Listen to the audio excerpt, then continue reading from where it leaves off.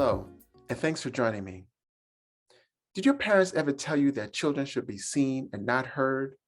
Well, I'm glad I didn't pass that mantra along to my sons, as they always had interesting things to say as they were growing up.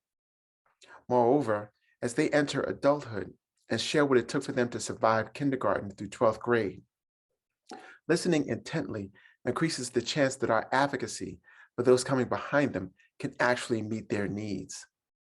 Well, in this conversation, I chat with my older son and one of his close friends to explore the roots of their academic success. Despite the legendary academic rigor of Sidwell Friends School in Washington, D.C., they both excelled. Notably, they added to that rigor by taking advanced math and science courses there. Entering college, they decided to stick with science. One pursued computer science and the other biology. They stuck with it, graduating from college with majors in the same sciences, and are now enjoying their first jobs. I hope you like the conversation and will consider subscribing. But go ahead and settle in as Spencer and Maya share their truth. So Maya, can you introduce yourself? Sure, yeah. My name is Maya. I went to school with Spencer the past 10 years from Maryland, and I went to UPenn to study biology, Mhm. and now I work as a scientist at a pharmaceutical company. Very cool, very cool. All right, we can get more into that a little later. Spence, could you introduce yourself? Hi, my name is Spencer. I am the firstborn son of the interviewer here. Uh, I went to Sidwell with Maya um, from 6th to 12th grade, went to Georgia Tech for computer science, Mhm. and I'm now working as a software developer at NCR in Atlanta. Awesome, awesome. So thanks for taking this time to chat with me. I've been interviewing some other, adults, or older adults. You're both are adults, older adults, and I just think it's good to get perspectives from younger people too. Most of the other interviews, we've covered a range of topics involving student achievement. But you are the students about whom the student achievement is most relevant or most timely. So, Maya, why don't we start with you? What would you say are some of the, those items, those factors that you feel contributed to your success? Yeah, I think the first thing that comes to mind is like support from Okay. my family, from my Uh-huh. friends. I'm really grateful to feel like I've always had kind of like a community that I could go to, Mhm. whether it was like, I was struggling in a class or I was excited to say I did well in a class. Right. That was really kind of critical for my success. Mhm. But also, I think getting, it was kind of like a positive thing, I would say, for my high school experiences. I got to work in a lab, which I'm really grateful for, but it also Right. was the first kind of jump into what I could potentially be doing someday. Right. Um, and I think that was like taking what I was learning in the classroom and translating into what it What's- actually looks like to do that job. Mhm, Kind of mhm. kept me motivated throughout school. Right, right, right. Okay, that's good. We'll come back to that, the idea of exposure, because that's a huge theme, to follow with regard to, achievement, later on. Mhm. Spencer, how about you? What would you say a couple of the things that you feel were most critical, for your success? Uh, I think, well, unfortunately, the first thing that comes to mind isn't something that someone can learn, or I guess it's easily accessible by everyone, but I feel like we had very good teachers at Mm, Sidwell. And I okay. think that was important, Hmm. uh, important to stay engaged and, you know, make sure that the material was communicated most effectively. Hmm. So yeah, I think the teachers played a big part in that. Um, Aside from that, I don't know if I had really many study tips or things like that. I Okay. wouldn't advise following students to follow my methods, but I Well, mean, I think just very directly just reading the textbook. That was like I mean, if I Mhm. didn't understand something, the textbook was always there. So like the one source, I guess, of information wasn't notes or peers or I guess even going to teachers for help, like Right. outside of class. Mhm. But for me, what I found most useful was reading the textbook in most of the Okay. classes. So So when you say that, are you suggesting that, like, would you say that you picked up from some of your colleagues that they weren't reading the textbook, or that they had questions that, once they asked those questions, you could say, well, did you read the textbook? Because actually that's addressed, your question is addressed in the textbook. Is that what you're alluding to when you say that? not necessarily, more so that I was really focusing on one source of information when I Okay. know a lot of people took from multiple sources. Like if Ah, you took notes during lecture, yep. and you also had your homework assignments that you were going through, Right. and you also were in study groups with your peers. Right. I feel like uh, while you have a lot more to work with, Hmm. it's perhaps harder to review if Okay. you're working through those different sources. So Okay. Interesting. So Maya, when you think about, studying, uh, you know, what the parents of Sidwell came to understand is that they would heap a lot of homework on you. What was that like, getting through all of that homework that you would have to do week after week? Yeah. Um, I mean, it was definitely a lot sometimes. Okay. But I think it made college easier because Okay. like I think that's one thing I noticed, at least talking from a lot of like our friends from high school, was like I feel like our transition to college was a little bit easier. Yeah. But yeah, I mean, it's weird because it didn't feel at the moment, it didn't feel so bad because everyone Okay. around you is also studying. So it's like, Ah. I don't know, it just we're all in the trenches together. So Right. Did you have a sense when you were going through that, encountering all of that homework, that because other people were doing it, that's what you're saying, because other people were doing it, it felt like, okay, this is just what's supposed to happen. yeah, Um, okay. like I think there's um I mean it's difficult because like I think that there's like a certain inevitability of like everybody is going to get to the end at some point because it just felt like we'd seen everybody get to the end. Um, Okay. but that also means you don't see what people are dealing with maybe at home that makes it harder for them to study. Right. Um, Whereas I think in college, you have a bunch of people in different majors, your Mhm. workload might be different. What your work looks like might be different. Um, Mhm. so I think that was one kind of different thing. It was good and bad, about Mhm. high school.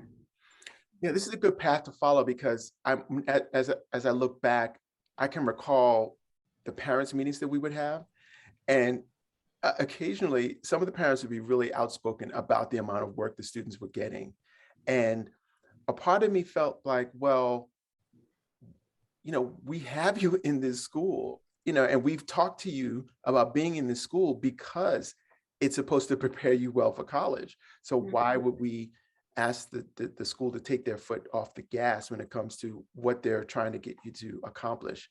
But Spencer, like, what is your take? Do you feel like you were worked too hard? Do you feel like parents should have stepped in to try to lessen the load for you? Or what are your thoughts about the workload you were getting?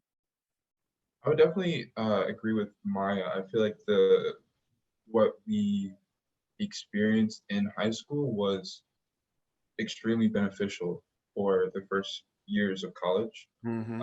It felt like a step back almost for Interesting. at least the first year. Hmm. Um, That. at least in like the very beginning classes. Right, right. And I think I don't think we had too much homework. Okay. It's a little hard to recall being, I guess, 5 years removed, but I feel like any of the times that I was perhaps overwhelmed Hmm. was of my own, like that was my own fault, you know, and it just comes down Okay. to time management. So, Okay. um, Thank you for admitting that. I mean, that's yeah, I mean, that's very seriously. I mean, is a mature thing to be able to admit, if, you know, yeah, maybe I should have just scheduled my time better. So thank you. mhm. Um, but yeah, I really don't think. I mean, we had a lot of homework, but Yeah. Mhm. I Do can't you, say that it was too much. right. Do you regret? I'm thinking the answer is no because of the positive benefits you expressed, but are there any regrets for you working as hard as you worked in order to get to UPenn and to Georgia Tech? I personally, no, I don't have any regrets. I mean, I think if I wasn't able to have fun because of the work that I was doing, then probably. But I mean, we still had like social lives and things Hmm. like that. So Hmm. yeah, Yeah. How about you, Maya? Yeah, I don't regret it. But I also think like it's difficult for me to say like whether, well, okay, no. I think that I don't regret it me as like an individual because Uh-huh. based on like what I was dealing with through high school, it didn't Uh, feel like crazy amount as overwhelmed at times as I felt. right. Um, but I could definitely see how somebody dealing with things, there wasn't enough flexibility for you to kind of, um like flexibility in terms of like it was very teacher specific in terms of like asking for extensions or asking for that kind of thing. So I could see that, like how people felt like it was a lot. Like I definitely, you know. Okay. So what it is, so I'm talking to two people who figured out how to navigate the work and social life and to be able and to be successful. But you have peers who, where the circumstances weren't quite as didn't turn out as well. Is that Yeah. right? Yeah, whether that's due to like our ability to navigate or our Yeah. circumstances going into school. Right. Yeah, but I think there's definitely a spectrum. Hmm. So yeah, so if you think about friends that you've had, going through at the same time, what kinds of things would they say to you about, what their struggles were? You don't have to mention any names, nobody will know, but what are some of the things you felt you would say they struggled with? I mean, I think in general, it's like our teenage years, and a Hmm. lot of times people deal with family problems. Hmm. It's also, I would like the college process and Yeah. the application process, I think was just the time where I feel like I saw a lot of like peers and people in our grade and in school in general, just kind of like stressed beyond measure. Um, Right. Right. so I mean, I think it's a lot of typical things. I mean, Sidwell is such a diverse place, like Yes. a lot of typical things that are people going through at that time. But um, yeah, I could definitely see how it could make things hard. And I mean, it Right. definitely was hard at times for me too. So Sure. yeah. Sure. Yeah, how about you, Spence? What would people say to you, with regard to the challenges that they were facing? I had a lot of like-minded friends in terms of procrastination. So there Okay. were there's some people in particular that Maya is thinking about right now, Yeah. but yeah, I mean I don't know how much of a grade-wide thing or like Sidwell-wide thing that was, but Yeah. um, I mean, yeah, we did have a lot of assignments in a lot of different classes, and Hmm. I think what's different about high school Hmm. uh, as compared to like college Hmm. was that a lot or more often the deadlines for all of our classes would align on like one particular weekend or week. Right. Uh, it would happen in college as well, but less frequently. And Yeah. so if you weren't planning ahead for those particular overlap weeks, then those would be the periods of like high stress. Okay. Yeah, that's something I wanted I wanted to speak to also is the stress, because um, there's a lot of talk about what stress does to students, and people talk about good stress and bad stress. And I'm curious to know what your thoughts are on, um, what role stress played in your life, because that's something else. I think parents are particularly concerned about the amount of homework because of the stress it would lay on students. So, what is your take on that? Is there such a thing as good stress in your view? Um, I it's weird because I feel like I think there's good pressures that can be applied. But I feel like a lot of that has to do with like motivation and ambition. I don't know if I would Uh, consider it mhm. stress. Right. But I think what the positive outcomes of that quote unquote good stress is like, it forces you to prioritize really quickly, Mhm. and figure out what you want to put your time towards and your energy towards, Right. and figure out how you want to like release energy and like recoup. Mhm. So I think it just speeds up that process a lot. Mhm. Interesting. How about you, Spence? Hmm. I don't know if I really consider or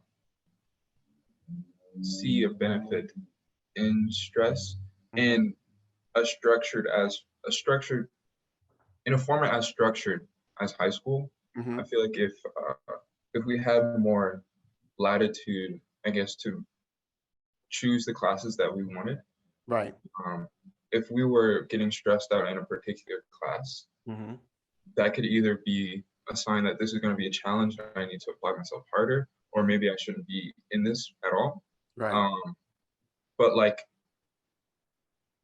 in high school, you don't really have that option. So it's Right. like if you're so like for me, uh, I was really into the STEM classes, but I didn't like the English and history as much. Right. So if I'm stressed in computer science, but I really enjoy that class, Mhm. then maybe it'll be like a motivator for me to like get my stuff together and like just uh, Right. like apply myself harder so that I won't be as stressed and I can continue to enjoy it. But if I'm Okay. stressed in English and I don't care about English to begin with, it's like it's it's not helping me in any regard. So No. um, I don't know. I don't know what lesson there is to be learned from that, but Huh? um, I think the positives. I don't think the positives outweigh the negatives.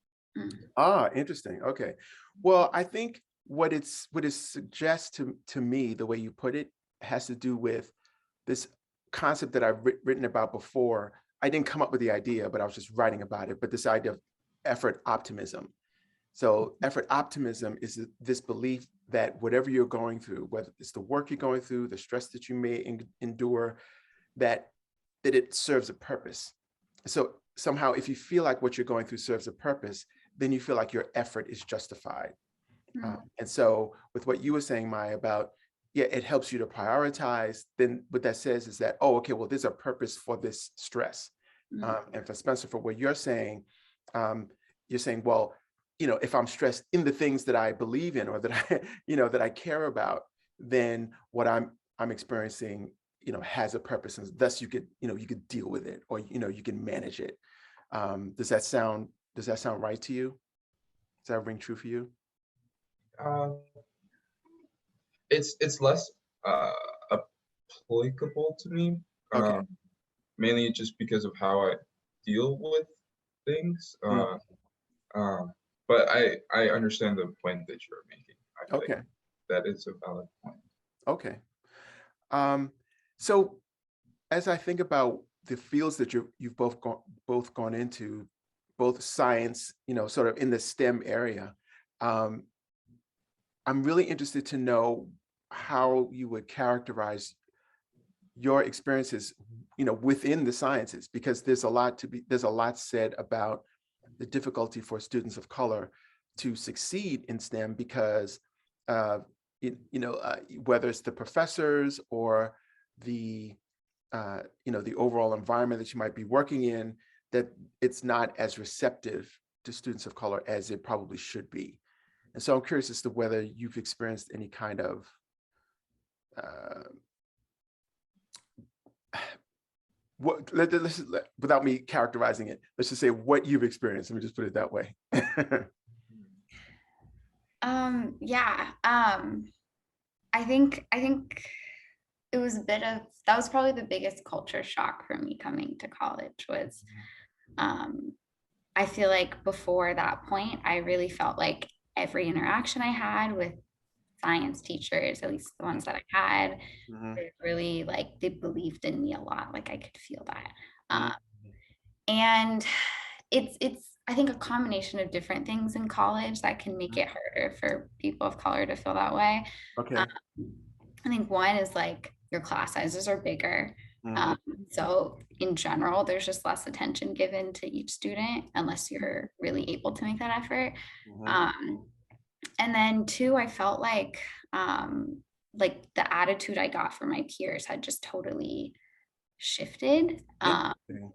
Yeah, I can remember like I know I think Spencer's probably heard this story already, but like my first biology lab going into Mhm, to college, I I worked in a lab for years at that point, and so a lot of the like procedures we were doing, I was familiar or like super familiar with, and so mhm, um, sometimes when we were doing things and the teacher would say, don't do this, or it's going to be dangerous, or, mhm. and I was like, oh, hey, like, I think that's going to like explode, or I think that's going to, you're going to get E. coli in your finger or something Right, like, right.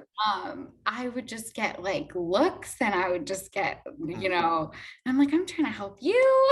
Right, right. It just felt a lot of times like there's a presumption of that I didn't know what I was talking about. Mm. But you had because you were able to conduct experiments in labs at Sidwell, you have prior experience to working in the lab. Yeah. And I think that if anything gave me the confidence to be like, this isn't a me problem right now. Like this is a you problem. So That's a I good think, way to put it.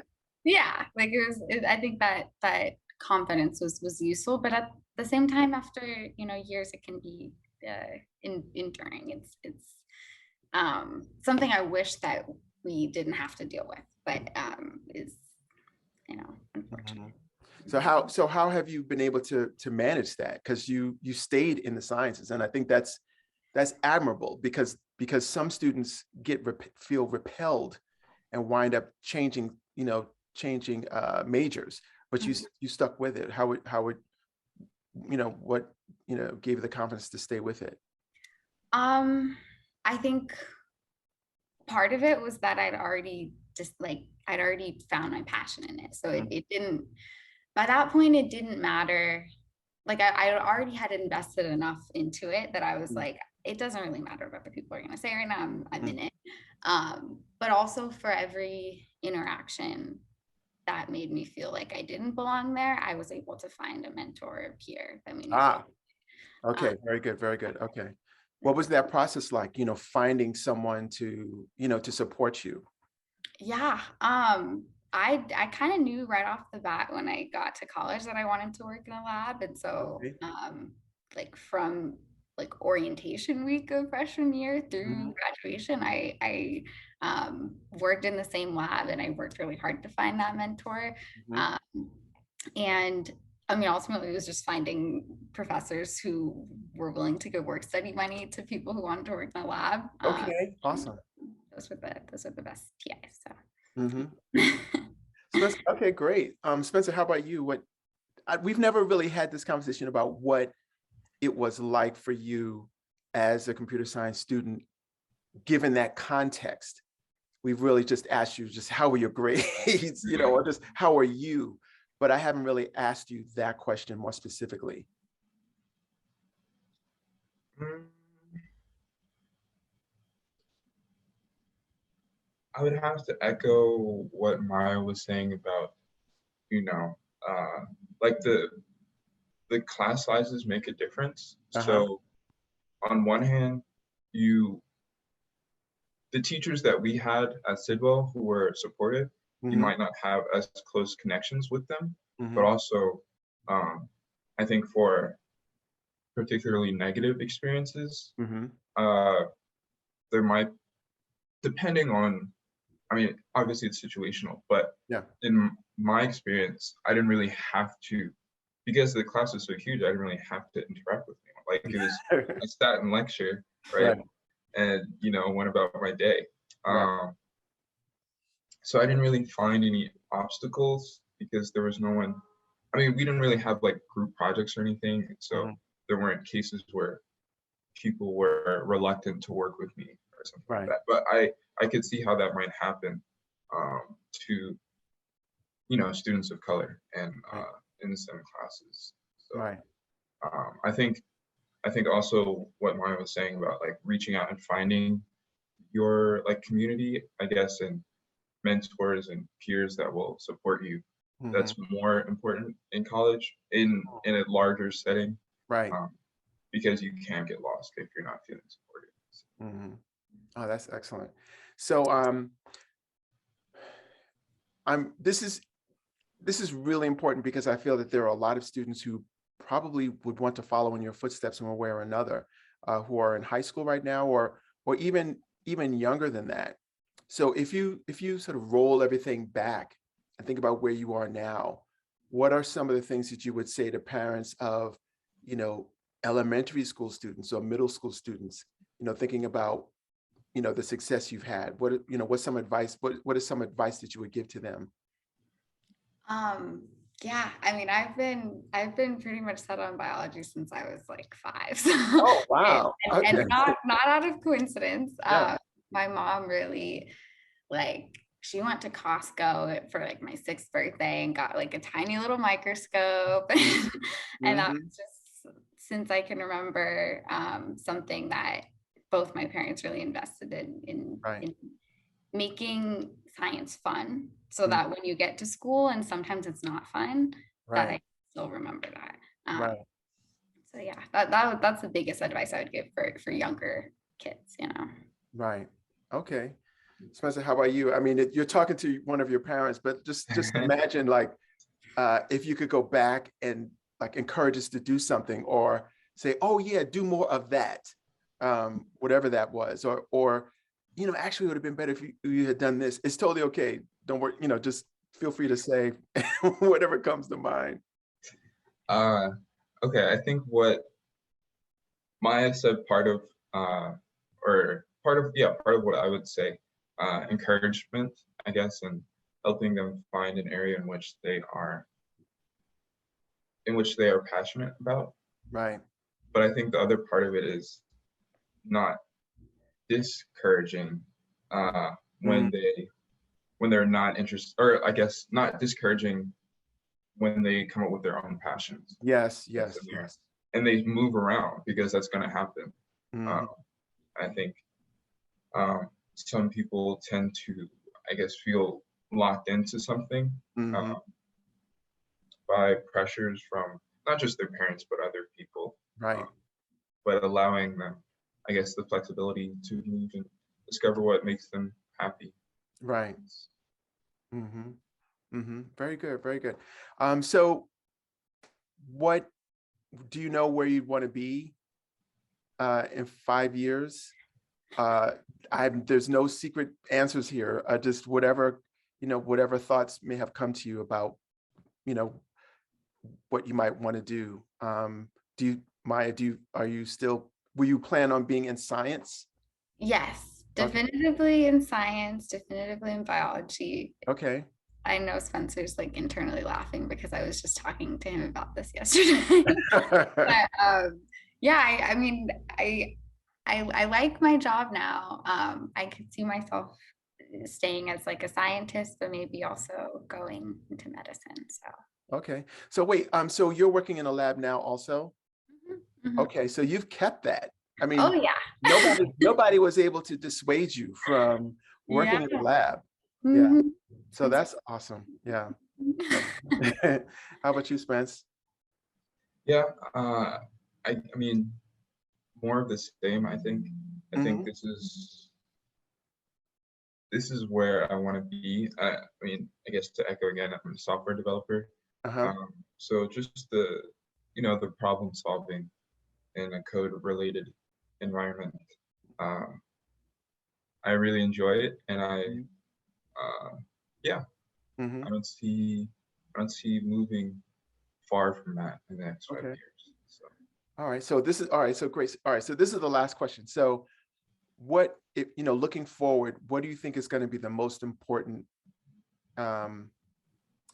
factor in you being able to maintain your success? Like when you think about, again, sort of what's gotten you to this point, what do you think you need to hold on to in order to stay on this same track and move forward to to reach your goals 5 years from now? Yeah, that's a great question. Mhm. I would say like finding my peace, finding my chill. I think I Mhm. get like I get super excited about the future, but with that comes 1,000 miles an hour. I can do Yeah. this, I can do this. So I think like staying, making sure I can stay grounded in my future and my visions there. Okay. All right. Thank you. All right. Spence, how about you? That's an interesting one. Uh,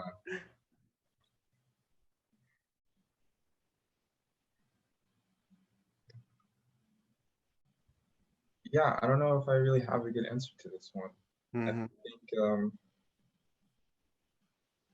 I think my success is largely driven by my passion for it. So I guess just not staying interested. Mhm. Um, as weird as that sounds, but yeah, Yeah. I don't know if there's anything really concrete that I could say is, driving my success. I mean, I guess one thing I had or that I haven't mentioned Mhm. was similar to my like exposure to Okay. the field that I'm working in now. Uh, Right. I had an internship that I did for 3 summers Mhm. in college that is very much the same as what I'm doing now. So Mm. along with my passion for it, I Right. also have the experience in the area. So Right. I guess continuing to build experience, maybe that could be something Mhm. that yeah, that help me move Mhm. forward. Mhm. Awesome. Wow. So thank you so much. This has been great. I'm very grateful to Maya and Spencer for carving out some time to share their truth. They made a lot of great points that should be re-emphasized. One, how early exposure to science planted the seed for future interest. For example, Maya's mom buying her a microscope when she was 6. How important time management is to handle heavy loads of homework. How a rigorous school is less daunting if one's peers are also working hard. How it might not be accurate to call high school stress good stress, but perhaps purposeful. Then, when it came to college, the importance of finding mentors and one's people in order to make it through science and the micro assaults that come from ill-conceived expectations. Now, I promise I didn't rehearse any of that with them, but there's such a richness that can come when hearing about their experiences in their own voices. Admittedly, though, what I found the most gratifying is hearing them resolve that there is value in the work and commitment they invested into their own education. Thanks for tuning in, but there's more to come.